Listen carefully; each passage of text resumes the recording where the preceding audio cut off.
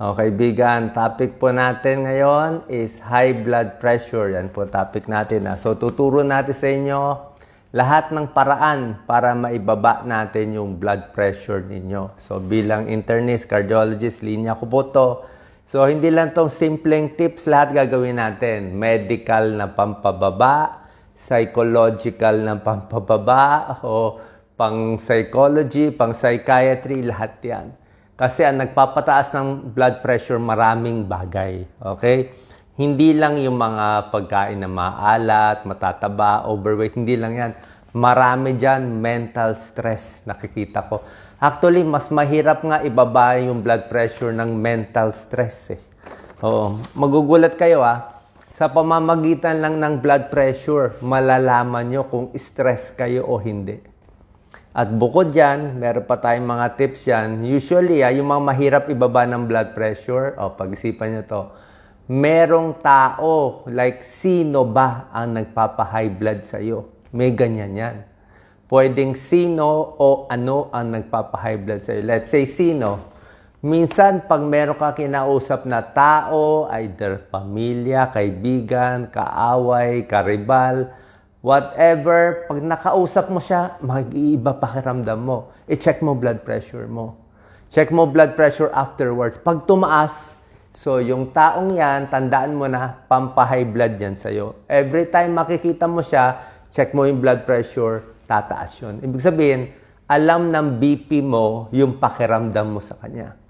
Meron naman pagkakataon na feeling mo, napagod ka, na-stress ka, may kinausap ka, nag-ayos ka ng problema na ibang tao, kala mo stress ka. Pero pag chinek mo ang BP mo, normal naman, o 120/80. So, hindi ka talaga stress nun.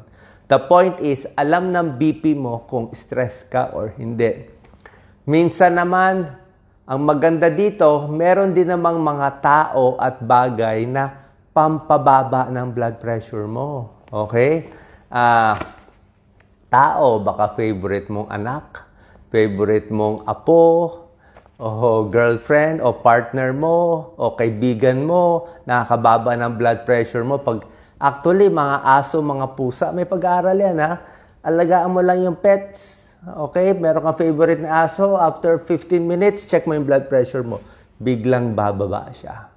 So, malaking bagay ang psychological na pampababa ng blood pressure. Bigyan ko na kayo lahat ng tip. Pakinggan nyo lang to, bibilisan natin. Let's say sa overseas worker, di ba? Siyempre, pag gumawa tayo ng video, gusto ko talaga may pakinabang sa inyo Kaya pag marami lumalapit sa akin, Doc, very helpful ang video mo. Siyempre, helpful. Kasi iniisip ko yung sarili ko na dun ako sa shoes ninyo, na nasa mga sitwasyon ninyo na walang pera, nasa probinsya lang, gusto lang bumaba blood pressure para maka-abroad, para gumaling, para humaba ng buhay. Kaya, simple mo na gagawin natin. Let's say, overseas worker. Pag high blood ka, bagsak, di ba? Walang pera, walang trabaho. Kung hindi ganun kataas ang blood pressure mo, ganito gagawin mo. Pag kukunan ka na ng BP, upo ka lang sa silya. Bagsak mo yung katawan mo. Lapat mo. Bagsak mo yung kamay mo. Lapat mo, bagsak mo lang. Para ka lang patay, para ka lupay-pay, ganyan lang. Tapos, bawal magsalita. Bawal magsalita. Bawal gumalaw. Walang galaw, walang salita. Ganyan lang, relax ka lang. Bawal mag-cross legs, Bawal lahat yan, nakaka-high blood yan. Tapos, hinga lang malalim. Yan lang, mabagal lang, slow lang. Tapos, isip ka lang ng isang bagay na luma. Ayan, relax ka lang, 2 minutes, 3 minutes. Tapos, kukunan ka ng BP. Huwag lang gagalaw, hayaan mo lang siya. Lambot mo lang yung kamay mo. Lambot lang, bagsak lang. Pag check niya, sure ako mas mababa yan. Mas mababa yan ng 10 to 20 points. Pero, kung talagang high blood ka na, syempre, uminom ka muna ng gamot. Pwede naman yun, di ba? Inom ka muna ng gamot. Pero pag chine-check na kasi, dapat upo lang, relax lang. Yung iba kasi, sobra likot, di ba? Daldal ng daldal, galaw ng galaw. Ayan, pag chinek, high blood, dito lang maka-abroad. Kasi nga, in-stress mo sarili mo. So, yan ang isang technique. So, very relaxed, deep breathing, no talking. Pagdating sa maintenance medicine, ganito. Ang normal BP, 120/80, correct? Tapos, ang mataas na BP, 140/90. Mas mataas. Pero, hindi lahat ng 140/90 masama. Like sa akin, sanay ako sa BP na 110/80.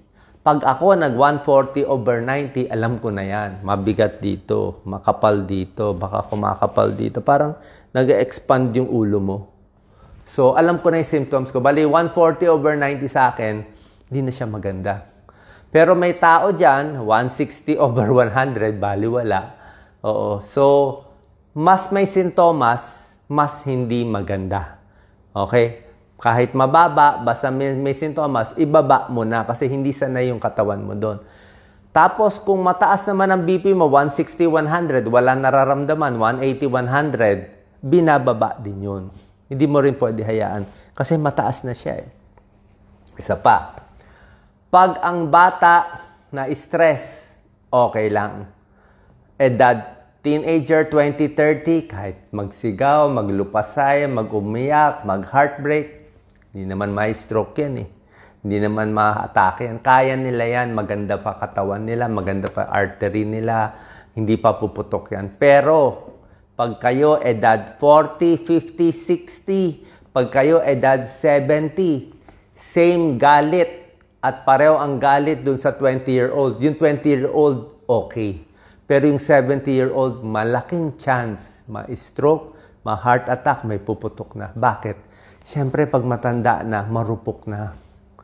Yung BP ng may edad, ang bilis na tumaas. Kasi nga yung mga ugat natin, yung artery natin, kumbaga sa plastic, sa rubber band, hindi na siya elastic yung rubber band natin eh. Kung bata ka pa, yung rubber band ng artery mo malambot. Kaya kahit anong taas ng pressure, okay. Pero pag matanda na, konting banat ng rubber band, puputok na yon eh. Kaya nga, pag matanda, dapat mas ingat. So, paano tayo babawi kung may edad? Siyempre nga, tulad na sinabi ko, iwas sa mga tao, i-ready mo na. Kung meron ka nakita tao, check mo agad BP mo. Diba? So, alam niya kung high blood ka o hindi. Tulong natin sa may edad, dapat meron kayong maintenance. Ganito sasabihin, Doc, 60 na ako or 70, yung blood pressure ko, konting taas lang naman eh. Minsan 150, minsan 130, normal. Gagamutin mo ako, hindi. Ang sagot ko, gagamutin na kita. Bakit? Kung bata ka, 20 years old, pataas-taas ang BP, okay lang yan. Pero kung 60 ka na 70, pataas-taas ang BP, hindi na okay. Kasi, okay nga, minsan 130 ang BP mo. Paano kung nagalit ka? Paano kung may sunog? Paano kung may away na naginip ka, binangungot, masama loob mo? Tapos yung BP mo biglang nag-180, doon pumutok. Diba? So, walang masama na meron ka ng maintenance. Okay? Tapos lagi ko tinuturo bilang cardiologist, sasabihin din to ng ibang cardiologist sa inyo, isa sa pinakamaganda sa akin, pinakamagandang gamot, generic ito, kahit anong brand bilhin nyo, pinakamagandang generic is amlodipine. Amlodipine, 5 mg, iniinom once a day.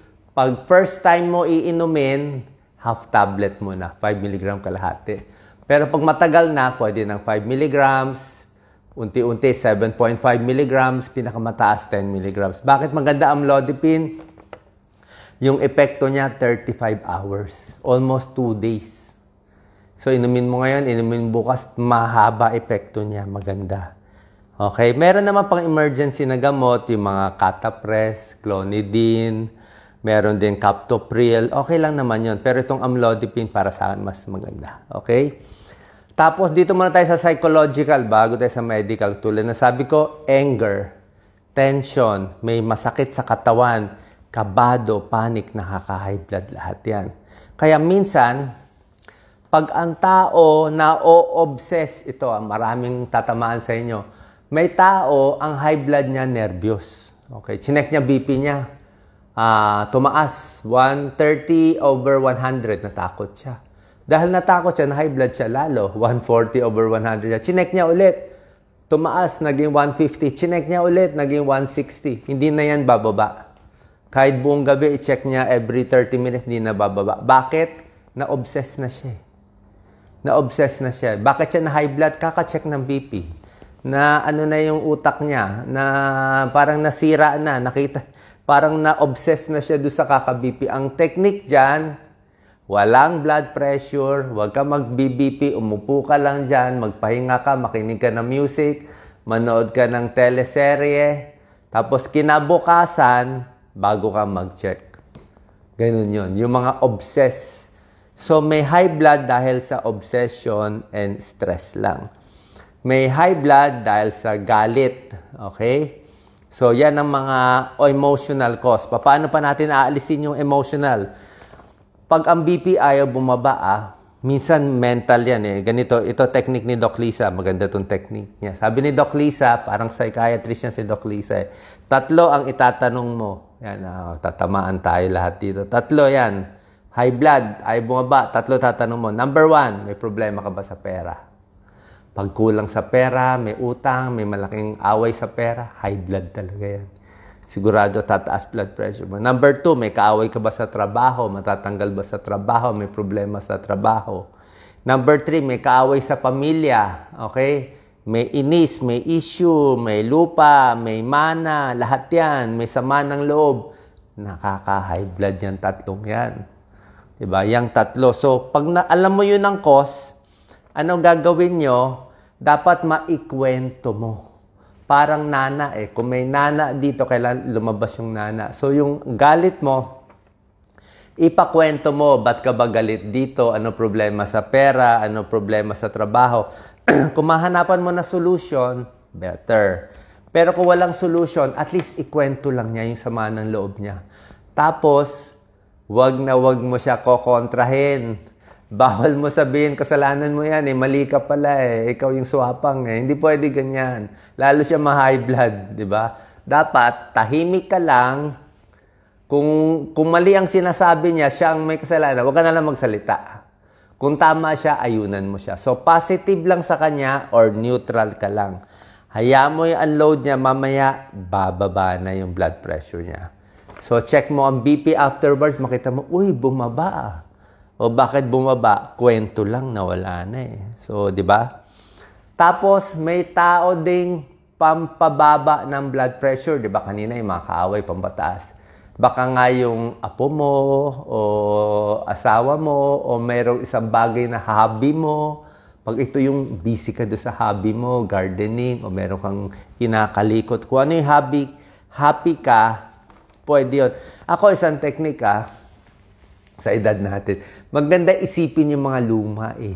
Ewan ko ba, nung high school ka, anong kinakain mong ice cream, fishball, nung college ka, saan ka kumakain, 2 piso lang yung pagkain nun. So, yung mga dating pinupuntahan, dating ginagawa, pwede mo i-relieve. Kasi nandyan lang yan sa memory mo eh. Hindi yan mawawala eh. So, pag inisip mo yung mga lumang yan, na-distract mo sarili mo for 15 minutes, check mo BP mo, mababa na. Kasi, nalibang mo eh. Na-distract mo. Imbis na iniisip mo yung galit mo dun sa kapatid mo na inaaway ka, nawala yung isip, napunta ka dun sa, nung bata ka pa, na-distract ka, so na-relax ka. Okay? So, yun nakakababa ng BP. So, nakita niya na ito yan ang mga emotional techniques. Okay? Think about the old times, good times. Kung napatawa mo siya, nakakababa din ng BP. Diba? So, nakakababa din yun pag napatawa mo siya, naparelax mo siya. Tapos, ito naman. Pag hindi makuha sa, usually kasi pag doctors or sa layman, iniisip nila pag high blood, dito agad sa medical eh, di ba? Puro overweight, cigarette smoking, nakaka-high blood, high salt, di ba? Ayan mga high blood medical. Pero sa akin nakita ko maraming problema emotional. So pag na-cure natin yung emotional, di kasali na dapat yung medical. Usually kami naman inuna ko medical. Ano naman yung medical? Balik tayo sa mga tinuturo ko. Sobra alat kumain. Yan, high blood yon. Sobra taba, overweight, high blood yan. Pag overweight ka ng 20 pounds, ang blood pressure mo tataas ng 10 points, 20 points. Pag pumayat ka 10 pounds, blood pressure mo bababa 5 points to 10 points. Kulang sa exercise, sobrang alak na high blood. Meron din mga sakit nakaka-high blood, kidney failure, may sira ang kidney, high blood talaga yon. Illegal drug, shabu, cocaine, high blood talaga yon. Thyroid, hyperthyroid, high blood din yan. At minsan, Merong mga tumor, may pasyente ako dati, adrenal gland tumor, pheochromocytoma, rare yun na talagang pag umatake, high blood lang mag-isa. Pero mas rare itong mga iba. So yan ang mga medical causes ng high blood at yung mga emotional causes ng high blood na tinuro ko sa inyo. Tapos, bukod dito, di ba, nakita nyo na, ilalabas nyo yung stress. Tapos, paggabi na, dapat cool down na. Other techniques, music, nakaka-relax ang music, pwede yan. Aromatherapy, not so effective, pero okay lang naman, gusto mo maglagay ng aroma. Massage technique, maganda yung massage, ha? Nakaka-relax ang massage, nakakababa ng blood pressure. Okay, dito sa ulo, dyan na mga stress points natin. Sa Eastern therapy, meron pa dito, pero hindi ko alam kung effective eh. Hindi ko alam, pero marami nagsasabi dyan, pati sa paa. Yan ang mga pampababa. Tapos deep breathing, tapos visualization, isipin mo yung mga lumang bagay. Pwede ka manood ng less stress. Pero sa akin, music, malaking bagay. Mga instrumental, relaxing music. Pagdating sa supplement, ano ang pwede mong inumin? Okay? Pero syempre, pag high blood, gamot talaga maganda. Easy lang sa akin, yung amlodipine, one of the best. Tapos yung mga iba, yung mga losartan ninyo, lahat ng mga sartan, okay lang naman. At ibang mga gamot. Pero usually, doktor na magbibigay niyan. Tapos, pagdating sa supplement, ano makakatulong? Actually, itong mga supplement na to, hindi talaga nakakababa ng blood pressure. May tulong lang siya konti. Like vitamin C, magandang vitamin C, antioxidant, potassium foods, pagkain may potassium. Okay to, saging, prutas. Kasi pag kumain ka pagkain may potassium, maaalis ang sodium sa katawan, maaalis ang manas. Maraming potassium foods, maaalis ang sodium, yung kalaban natin, alat. Fish oil, omega-3 fatty acids, maganda sa puso. Sa blood pressure, pwede na rin. CoQ10, may konting pag-aaral sa CoQ10. Ang tagal na nitong CoQ10. Nag-aaral pa ako sa medical school, may CoQ10. May konting pag-aaral, pero hindi talaga pampababa. May tulong lang konti. Garlic, may pag-aaral sa garlic, sa blood pressure, pati sa cholesterol. Pero hindi ka naman makakain ng maraming garlic sasakit ang tiyan mo. Pag hilaw na garlic, pag sunog naman yung garlic, hindi naman effective na. So, konti rin makakain mo. Yung garlic supplement, pwede, baka lang mahapti sa tiyan. So, itong mga supplement, walang masama sa healthy food. Tapos, papapaya at yung iba. Pero yung tinuturo kong anxiety and stress, very important. Tapos, bukod sa gamot sa high blood, meron din ako binibigay na anti-anxiety. Ito, yung mga naririnig nyo. Mahirap kasi reseta to Kailangan ng S2 license. So, hindi lahat ng doktor kaya magreseta nito. A few doctors lang kaya.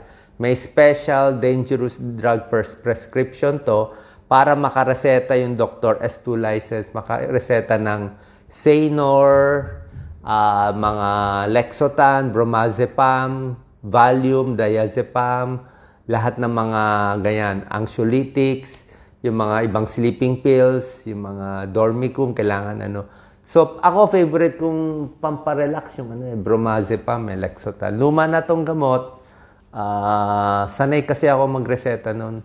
So, how do I give it?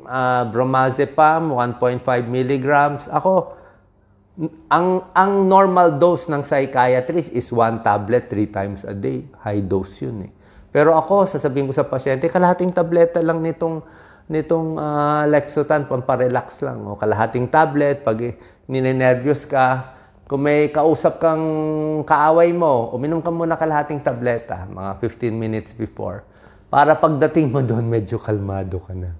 Medyo a little. So, sabi ko nga, itong mga pamparelax kung 4 ang pinoproblema mo, uminom ka ng diazepam, bromazepam. Kung 4 ang pinoproblema mo, pag nakainom ka, siguro 2 na lang problemahin mo, nandiyan pa rin. Makakatrabaho ka. Pero itong mga anti-anxiety, mahirap makuha sa doktor, although may S2 license ako. Tsaka hindi rin naman pwede puro gamot. Kailangan din talaga matuto ka ng technique. Kaya sabi ko sa inyo, blood pressure mo, alam kung stress ka o hindi. So, i-monitor mo. Pag bumababa, pag tumataas, Pag tumaas yan, may stress ka. Okay? So, sana nakatulong tong tips natin. Lagay nyo lang sa comment kung ano pa ibang mga tanong ninyo. Sasagutin po natin one day. God bless po.